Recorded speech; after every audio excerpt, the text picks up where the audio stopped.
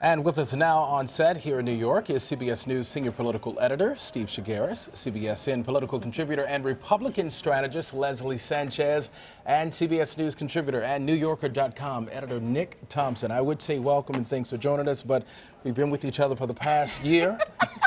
I was about to say day and a half, but for the past year, yeah. But you know, just listening to President Obama here, let's just go ahead and talk about his speech for a moment. It was very interesting that he came out and he said, hey, we're still on the same team. People have to remember that because a lot of people, half of America woke up upset today. The other half is rejoicing. He called it an intramural scrimmage. Yeah. How important is it for pretty the rough president? scrimmage. Yeah, very rough scrimmage, right? Yeah. How important was it for him to say that we are one? Let's unite. It's extremely important, but there's a strong precedence for that. It reminds me of senior George Bush's letter to Bill Clinton in 1996. He left it there. It said, "You will be our president when you read this note. I'm rooting for you." And it is part of this a president to president. They talk about the loneliness they have as president because it's such a unique position. And that George H.W. Bush said, I didn't have that loneliness, but I did have a lot of critics, and just be strong in that point. So there is this kind of camaraderie that does come, even though the entire nation is stunned, if not the entire globe, at what's happening. But I think you're seeing the protocols are in place, that the process of transition is starting, and that's something people can have faith in. And I think you have to, I mean, you heard Obama say it. This is one of the hallmarks of our country, right, in our history, and it shows the world that we can do this peacefully every time, even if there's a rough campaign and just mud flying everywhere, and even if you don't agree with the next person coming in, it's a very smooth transition, and it's one of the things that I think presidents pride themselves on every time there is that transfer of power, is that we do it peacefully as a country. I mean, we had 18 months of hell, 18 months of chaos, 18 months of our democracy looking absolutely terrible, but we have had 10 hours where we look pretty good. I mean, Trump's speech last night was solid, Hillary's speech was solid, Obama's speech was solid. We are all in it together, so let's see if we can make it to one day. It took 18 months to get here, right? Happier. Let's get to some details and dig a little deeper about what happened last night. Trump's campaign manager, Kellyanne Conway, was on CBS this morning, and she spoke about where Trump's campaign succeeded. Let's listen to that. We had really navigated and survived a number of darker days here on the campaign, and we started to notice a few things, that we were becoming more competitive in some of these traditionally blue states. And these are states like Michigan, Wisconsin, Pennsylvania that are very attracted to the Donald Trump message of creating jobs, bringing back manufacturing jobs, certainly curbing illegal immigration, talking about fairness to the American worker, creating new jobs, and I think, frankly, just being an outsider. But what really started to crystallize is that we noticed all of the time that Hillary Clinton had a difficult time in each of these swing states getting at 45, 46, 47%, let alone the 50% plus that President Obama achieved twice. And then I think the perfect storm was completed by Obamacare premiums increasing in October. All right, Leslie. Just to mention this Obamacare premiums, it really did come in at the 11th hour. How big of an impact was that? Extraordinarily big impact, especially when you compound it with the Comey coming out 11 days before the election and saying that they're still looking at this new mass of 650,000 emails. It was all of that. So despite a jobs report that looked like the economy is still moving, we're certainly different from where we were 8 years ago. There still was that pain factor, and I think the smartest thing the Donald Trump campaign ever did was hire Kellyanne Conway. Not only was she a counterbalance and able to stabilize a lot of the erratic messaging and the tweeting and all of these things, she took control of really the message and the candidate in a way that really hadn't been done before. And to have such a historic win, and it was won by a woman campaign manager. It's just something I don't think we're going to hear a lot about, but it really is historic in itself. And she always talked about how she wasn't afraid to say, Trump, calm down. Don't say that. She wasn't afraid to stand up to him and say, look, you're making us look bad, go back to the carpet or stick to the teleprompter. Right, strong women all the way around, like on the top of the ticket, running the campaign. That's something we tend to see on the Democratic side. You've never really seen a woman at that level on the Republican side. And then you have your first Latina Democratic member of the Senate now who's going to go in. There's a lot of big wins when it comes around to this. So I think there's a sadness that we didn't see the first female president, but there's so many other areas where women were making a strong impact. I don't want to take anything away from what Donald Trump did, which in a lot of ways was remarkable. If you look at what he wound up winning, Pennsylvania, a state that hasn't gone Republican since 1988, he made Minnesota competitive. He lost Minnesota by 1.5 points. Minnesota has not gone Republican since Nixon in '72, and that was a landslide. You take that away, it wasn't since Eisenhower in '56. This is not a Republican state, yet he made it extremely competitive.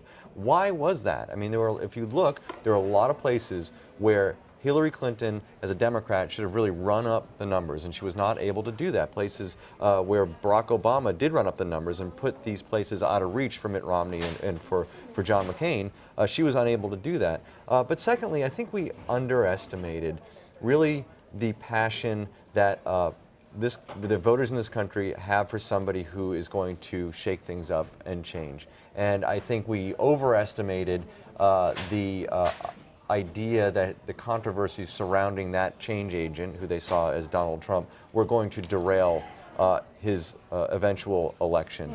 I think we felt the feeling was that he had had so many controversies. There's no way people are going to forgive him for all of these things. Yet, when you look at it and you look at the exit polling, people wanted change. They wanted somebody to go in and smash up Washington, yet at the same time, they still think unfavorably of the guy they elected, and they don't think that he's really qualified to be president, yet he won, right? Yeah. So I think that they're willing to put aside his negatives because there's such a desire for change. They don't feel the country is going in the right direction. Well, we will point out that Hillary Clinton appears to be winning the popular vote of Donald Trump, the electoral vote. But I'm just curious your take on this, Nick, and that is, do you feel as though it's safe to say that Middle America put all those thoughts and doubts aside for Trump just because he is the game changer? I think more than Middle America. I mean, I think what is absolutely extraordinary is that leading up in the last 2 weeks, there were a ton of undecided voters, many more than in previous elections. And then the last 2 weeks, every group, the undecideds in every group, broke for Donald Trump. And they broke for Donald Trump because they didn't like Hillary, they were tired of Hillary, because of the health care premiums going up, because of James Comey, and because Kellyanne Conway, strong woman, took away Donald Trump's phone and he stopped doing crazy stuff. And so in the last 2 weeks, he was a really good candidate. And everybody broke for him. And How that's did we why he not won. get a sense of that, though, in the polls leading up to? Well, I mean, we did get a sense. There was a we lot saw of... the tightening, but Yes. still going into but election night. Here's what I think happened: is I think we underestimated how her turnout was going to be lower than where Obama's was, and I think we underestimated how much higher his turnout was going to be among certain demographics, and that all that balance never really revealed itself in the pre-election polling. But in reality, it turns out, and we're talking in the right places, because you did mention that the popular vote, she's ahead. But she's going to win California by a huge margin, which is one of the most highly populated states in the country. So that's going to juice those numbers a bit. It's about the states that matter, these battleground states and other states that he wound up flipping that were traditionally blue states, right? And there must have been something in the way the sampling of the polls was done, because people underestimated the percentage of the vote that he would get in the college-educated white people, and they underestimated the vote he would get the Latino vote, where he actually outperformed Mitt Romney. And the women vote. Right. These are things where he completely outperformed, and so the polls must have been set up with the wrong expectations, combined with a lot of people breaking in the right direction, combined with the fact that she still also did win the popular vote, so it wasn't like he massively crushed her in all these categories. Before we go, But in the national polls, yes. In the state-by-state polls, though, there were very few of these state-by-state polls where he was regularly ahead. And in fact, it was tight. It was very tight. And actually, you look at a lot of these results, and they were very tight. Oh, very tight. Right? And so North Carolina, that was razor thin, even in the polls. So it was like one day it'd be Hillary up, one day it would be Trump up. So now that we have a president-elect, what does a Trump administration look like? We all have friends who voted for Trump, friends who voted for Clinton. Those who voted for Clinton are saying, oh my God, he's going to undo everything that President Obama did. But more importantly, who does he surround Right, so himself with? I think that this is the most important thing that the country is going to go through, because there are two very divergent paths that can go down, right? The people he surrounded himself with during the campaign are not the people that I think most people want running the government, right? He doesn't have anybody who's respected by economists who understands the economy. He doesn't have anybody who's respected by people who really think deeply about foreign affairs, advising him on foreign affairs.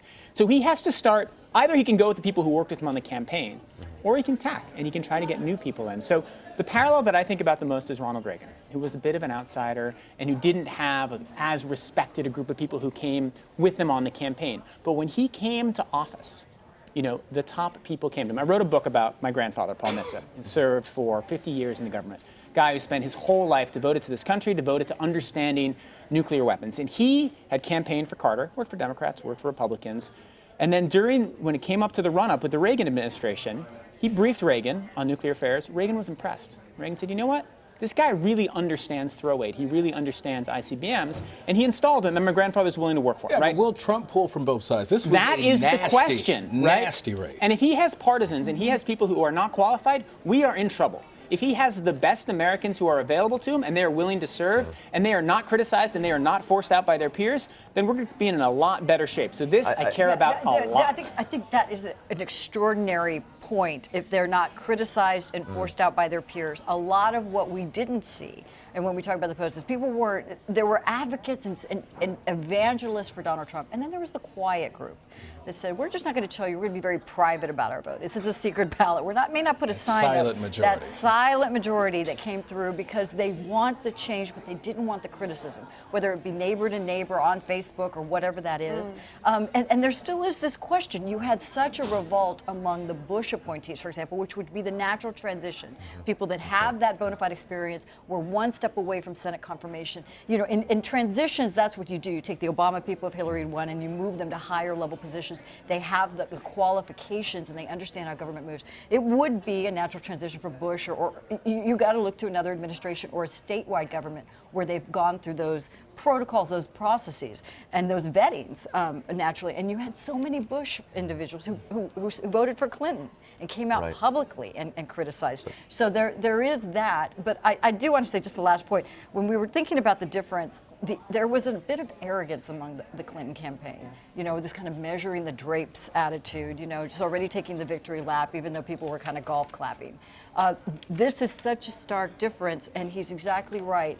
Does he put people that understand how to hit the ground running and not lose 2 years like Bill Clinton did when he first went into office, and just such a mess? The executive office is pivotal in his success. Well, and I think what's so complicating matters are the number of Republicans inside Washington who have basically written off Trump or have spoken out against him. But I think what we saw today that was interesting was Paul Ryan got out there and said, one thing that Donald Trump did, the feat that he accomplished, was that he heard those voices that voters that others weren't hearing.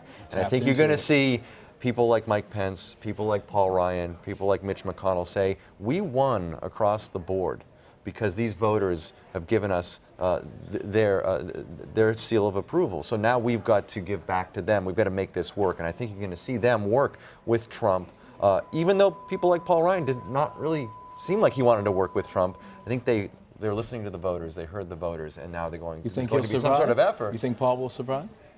It seemed like he was going to survive. He looked pretty good today. He didn't mention my good friend Mike Pence. Yeah, my good friend Mike Pence. I just don't see a lot of. I don't see an uprising in the House now that they've won across the board. I think there's going to be an effort to make this work. We'll see how well that goes, but I do think there's going to be an effort to make it work over the next few months. It's one of those really healthy, unhealthy, codependent relationships. They really have to rely on each other. Because again, we talk about Bill Clinton. When he first went in, he didn't have a very strong chief of staff till Panetta came in, who could work with Congress and they could start moving that agenda forward. So not only does he have to identify individuals in at least in the top cabinet positions right away, the 4 biggest agencies and departments, but then all the 5,500 positions below that and the confirmations and getting them through, but people that have the experience, because you're already reading stories about career foreign affairs, foreign service officials who are really nervous at the State Department, who don't know if they want to stay. You have to be able to work with the career officials who keep the government moving, and there's a mutual respect that has to be built, and he's going to set that tone. We need to remember the power of the voter, right? And at the end of the day, these people work. These are public servants, and they work for the voters and for Americans. And so a lot of the federal government that we can be sure will continue to stay in place and keep working for them is the FBI. Nick, I knew it was coming. Something to see. Well, Steve, our producers have been telling us that you need to go. I do need to go. But thank you for spending time with us. Yeah, Leslie and Nick, you're welcome to stay because this is great conversation. But thank you all for joining us.